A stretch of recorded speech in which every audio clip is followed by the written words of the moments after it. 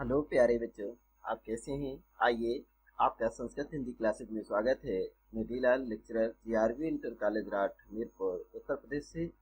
प्यारे बच्चों, आज हम उत्तर प्रदेश माध्यमिक शिक्षा परिषद बोर्ड द्वारा कक्षा 12 हिंदी खंड का काव्य भाग है और पाठ 8, इसकी कल जो आपने अध्ययन किया था हम आप लोगों ने, वो पाठ 8 का गीत महादेवी वर्मा जी के द्वारा विरचित गीत के फर्स्ट एंड सेकंड मतलब 2 गीतों का आपने अध्ययन किया था। आज हम आप लोग पाठ 8 के महादेवी वर्मा जी द्वारा विरचित तीसरी गीत का अध्ययन करेंगे। और इस पाठ के अंतर्गत आपके 3 पार्ट बनाए गए हैं। अभी 4 और बने, एक पार्ट अभी और बनेगा, जिसमें आपको हिंदी काव्य के फर्स्ट वीडियो में आपको महादेवी वर्मा जी का जीवन परिचय और उनकी रचनाएं, उनका साहित्यिक परिचय बताया गया। सेकंड पार्ट में फर्स्ट एंड सेकंड गीत का आपने अध्ययन किया है और तीसरी में आज मैं आप तीसरी गीत का अध्ययन करेंगे। और इसके बाद जो आने वाला पार्ट होगा उसके अंतर्गत आपको in first second and third in तीनों के पद्यांश पर आधारित प्रश्न कैसे कैसे बोर्ड परीक्षा में पूछे जाते हैं, उन प्रश्नों के उत्तर हम आप लोग और उन प्रश्नों को हम अध्ययन करेंगे ताकि बोर्ड में परीक्षा में आपको अच्छे से तैयारी हो सके। आइए, पूरे मन के साथ, हर्षोल्लास के साथ, प्रसन्नता के साथ हम आप लोग इसका अध्ययन करते हैं और जुड़ते हैं आज के इस प्रातःकालीन वेला में। आप सभी का स्वागत है। देखिए, पहला गीत है आप ये महादेवी वर्मा जी द्वारा विरचित है। देखिएगा, पहले इसको हम मन लगा करके पहले स्वर वादन करेंगे, फिर इसकी संदर्भ सहित हिंदी में व्याख्या करेंगे। उसके बाद फिर अगले वीडियो में हम इस पाठ पर आधारित जो इसके प्रश्न उत्तर हैं वो हम आपको बताएंगे। पहले इसको हम लोग पढ़ते हैं। मैं महादेवी वर्मा जी कहती हैं, मैं नीर भरी दुख की बदली। क्या कहती हैं महादेवी वर्मा जी? हमारे साथ बोलिए आप सभी लोग। मैं नीर भरी दुख की बदली, इस स्पंदन में चिर निस्पंद बसा।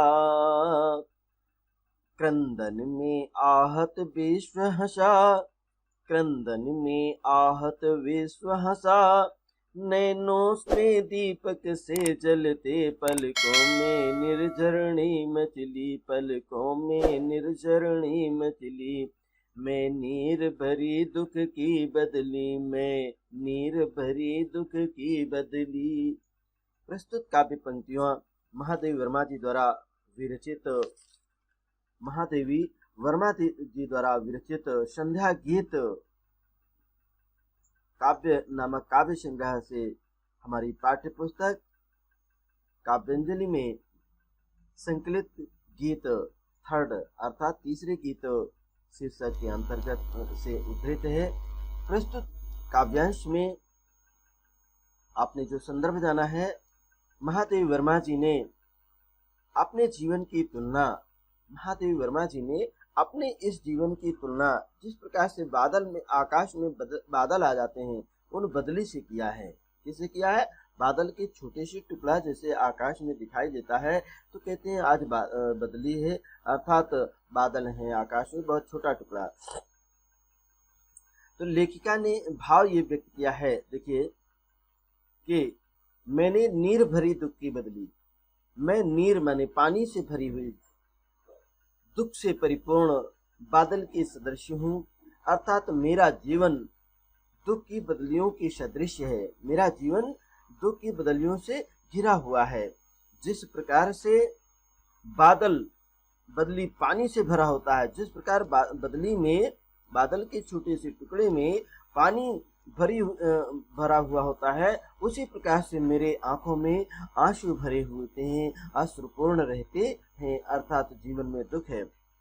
बदली के माध्यम से अपनी विरह व्यथा का, विरह वेदना को अव्यक्त करते हुए महादेवी वर्मा जी ने कहती हैं कि जिस प्रकार से बदली में उसके कंपन का निस्पंदन माने होता है कंपन, स्पंदन शब्द जो आया है, उसके कंपन का स्थायित्व नहीं होता है, अर्थात स्पंदन, ये निस्पंदन जो शब्द है वो कंपन है, ये कंपन का कभी स्थायित्व नहीं होता है बादल में। उसी प्रकार से मेरे प्राणों में विरह के कारण, इस व्याकुलता की जो विरह और व्याकुलता है विरह की, इसके कारण उत्पन्न दुख का कंपन स्थायी रूप से व्याप्त हो गया है।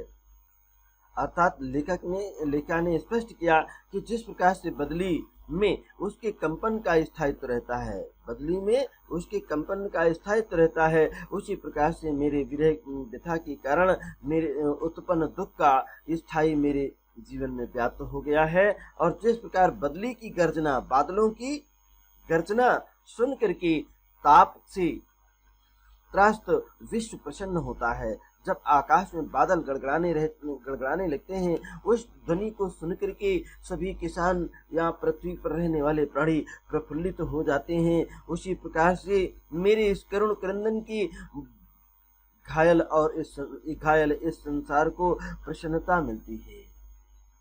अर्थात उसी प्रकार मेरे रुदन से भी इस घायल संसार को निश्चय ही प्रसन्नता और खुशी मिलती है।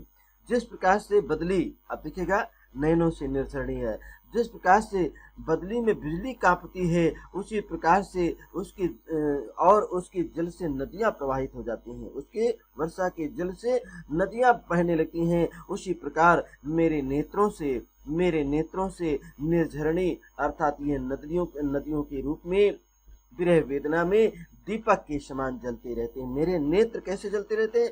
दीपक के समान जलते रहते हैं, और मेरी पलकों में नदी के जल की प्रवाह, अश्रु की धारा निरंतर बहती रहती है।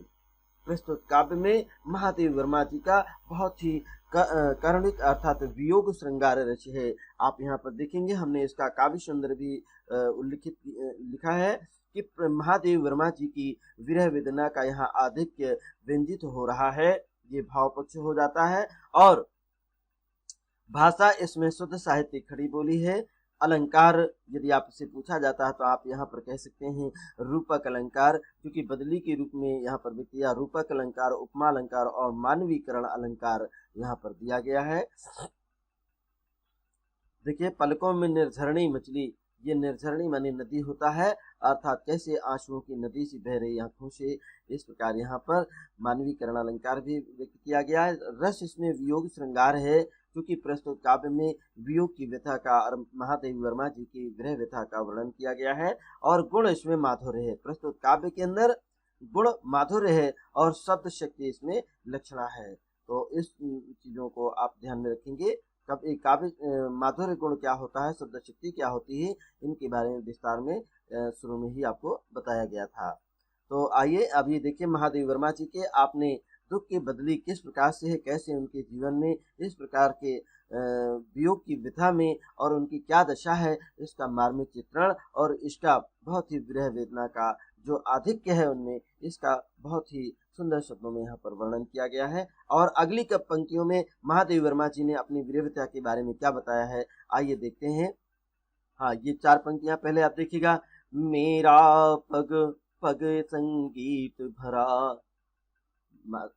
महादेव वर्मा जी कहती हैं मेरा पग पग संगीत भरा, श्वासों से स्वप्न पराग झरा, नभ के नवरंग बुनते दुकुल, छाया में मलय बयार पली, छाया में मलय बयार पली, मैं दुख की नीर भरी बदली।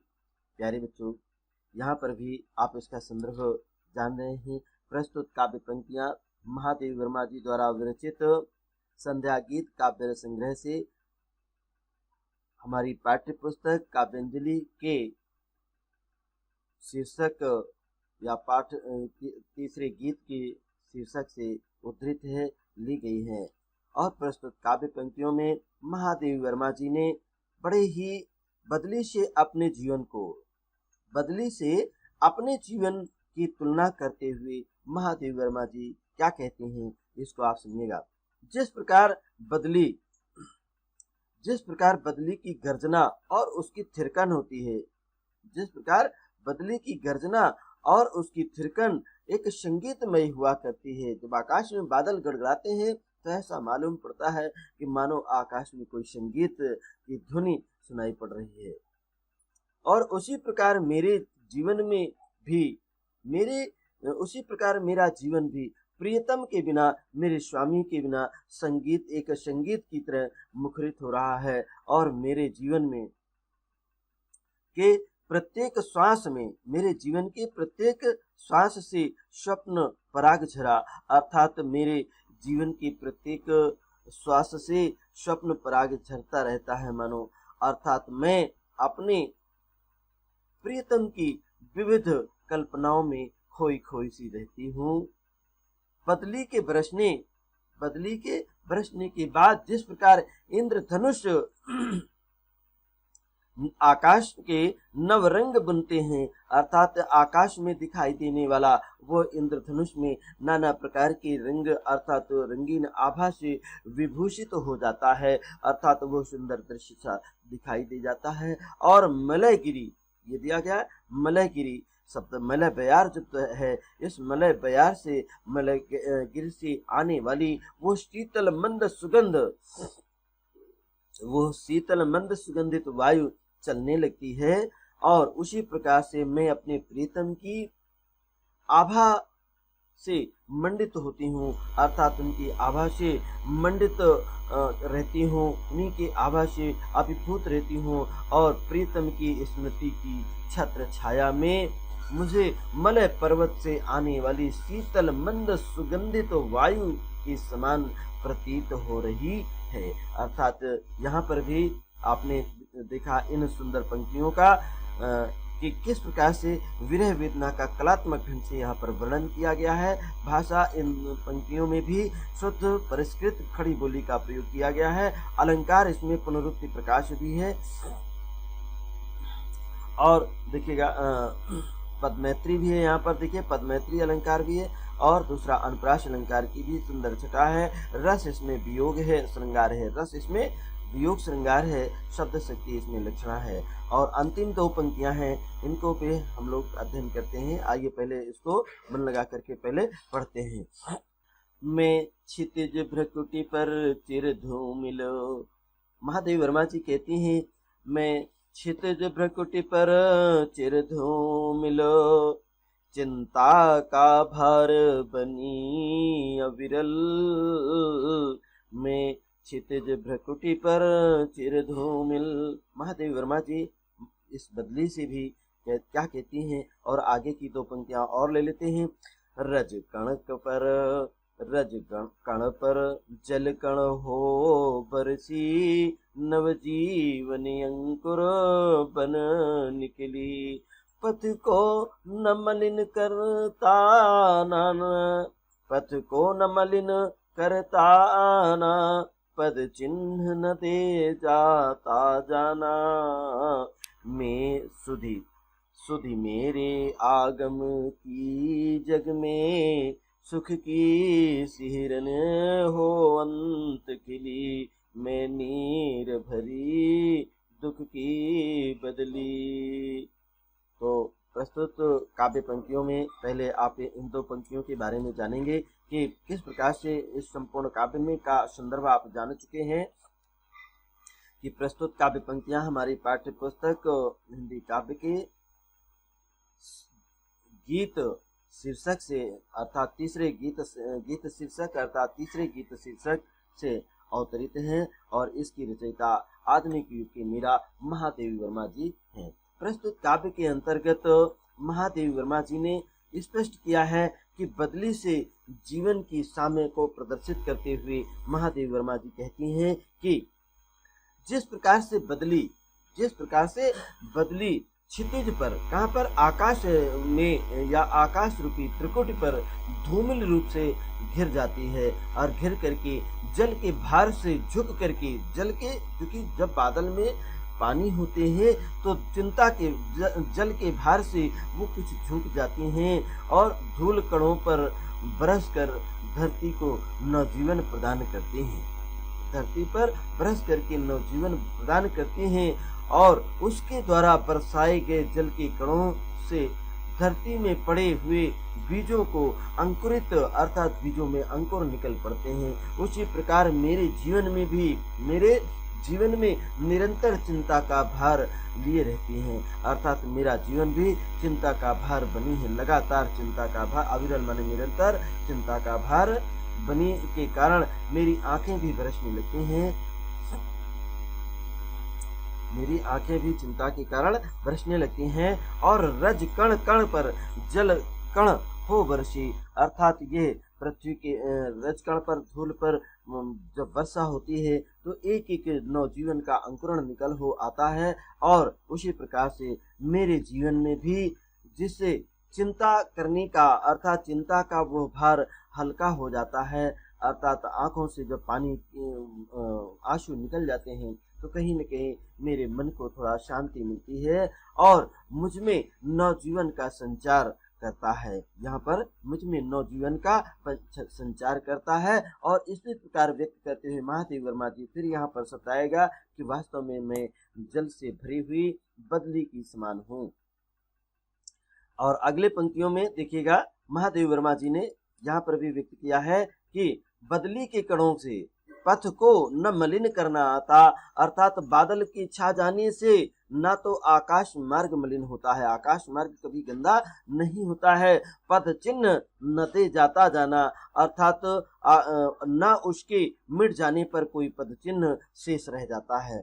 आकाश में जब बादल मिट जाते हैं, बदली हट जाती है, बदली गायब हो जाती है तो कहीं आकाश पर कोई निशान नहीं बनता है। उसी प्रकार से महादेव वर्मा जी कहती हैं तथा शुद्धि मेरे आगम की जग में, अर्थात तथा उसके आगमन की स्मृति भी मात्र भी संसार में ही, अर्थात स्मृति मात्र से, अर्थात जिसको हम स्मृति कहते हैं उसी को याद करने से ही संसार में प्रसन्नता की लहर दौड़ जाती है और सुख की सिहरन हो अंत खिली, अर्थात एक आकाश, एक कहीं न कहीं उसकी याद से मुझे एक प्रसन्नता होती है। और उसी प्रकार से मेरे आने से ना तो संसार कभी मलिन हुआ है, इस मेरे रहने से ये आकाश मार्ग रूपी ये संसार जहाँ पर मैं रहती हूँ वहाँ पर कभी मलिन गंदगी ना होगी और ना मेरे चले जाने पर कोई चिन्ह ही यहाँ पर शेष रह जाएगा। फिर भी मेरे आने की